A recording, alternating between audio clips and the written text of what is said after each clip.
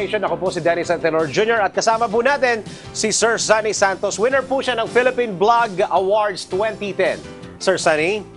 Sir Sunny or Sunny? Pwede na, sir. Oh, that's okay. Okay. Sir Sun, ano po ang... ako wala akong masyado naiintindihan sa vlogging. What is vlogging muna? At ano ang itutulong nito sa kabataan ngayon? Yung blogging, blogs came from the word weblogs. Weblogs? So it's like when it started, para siyang online diary. So parang Facebook ko ba ito na ngayon? Isang bahagi lang siya ng Facebook. Okay. Pwede natin sabihin yung notes part ng Facebook, yun yung blog. Okay. Now, paano nakakatulong yung blog? Andito kasi yung expression ng thoughts ng isang kabataan. And nade-develop ang kanyang writing skills. At hindi lang yon, since kung ang blog ay nakaset up sa public domain, pwede siyang ma-index ng search engines at yung mga bagay na sinulat niya ay pwedeng makatulong sa kanyang career 2, 3, 4 years from the time na sinulat niya ito. So okay. So mga personal thoughts ito or mga personal experiences na gusto mong i-share?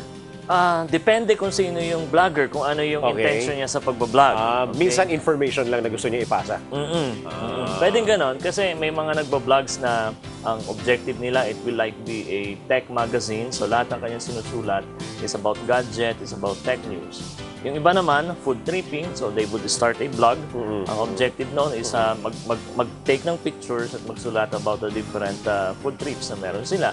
Others naman, yung kanilang personal thoughts, so parang diary nga, so lahat ng lessons sinusulat doon. So depende kung ano yung intention mo, Yes. Sir Sun. Yes, opo. Paano nakakatulong ito sa mga kabataan ngayon?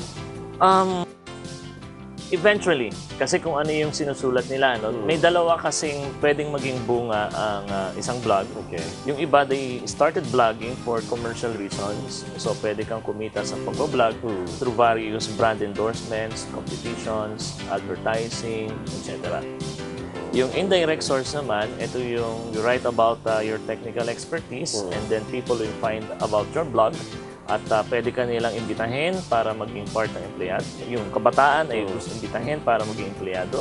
O kaya yung mga expertise niya ang magiging ticket niya para sa isang magandang opportunity. Pwedeng isa siyang maging technopreneur o pwede siyang maging bahagi ng isang malaking kumpanya. Can I call it a mini website? Hindi ba pwede? Pwede It is a website already. Pero maliit lang siya, hindi siya ganun kalaki as yung mga website na kilala natin ngayon. Pag portal, katulad ng, yun yung malalaki na. Yung merong mga iba't ibang channels yung isang portal. Pero a website is almost synonymous as a blog site. Ang kaibahan lamang, kung may website, halimbawa ang XYZ company. So, parang ito lang yung web address mo na pag merong gustong pumunta dyan, nakikita niya yun. Pag sinabi namang blog, ito ay dynamic. In contrast dun sa website na static.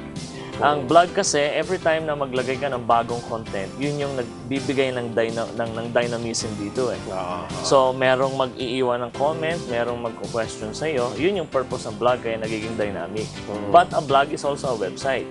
Kaya lang, kadalasan sa mga website is static, ando doon lang yun, para lang masabi ng isang organisasyon, isang grupo, ay may website. Pero yung laman ng website na yon, pwedeng 2 years ago, 1 year ago, pwedeng last month. Ito pwedeng palitan. As often as you want. Yes, kasi yung content development ang emphasis para sa isang blog. Negosyo rin pala yan. O pwede. Pwede mong maging source ito ng isang income. Okay, passive or direct. And ang pwede mong maging income dito is in dollars. Wow! Okay. So, yan po, parang nag-ting na ganun sa tinga ng mga viewers natin. Okay, yan po mga kailangan yung malaman together with Sir Sunny Santos. Winner po yan. Dito po sa FYI, for your information, ako pa rin po si Danny Santenor Jr.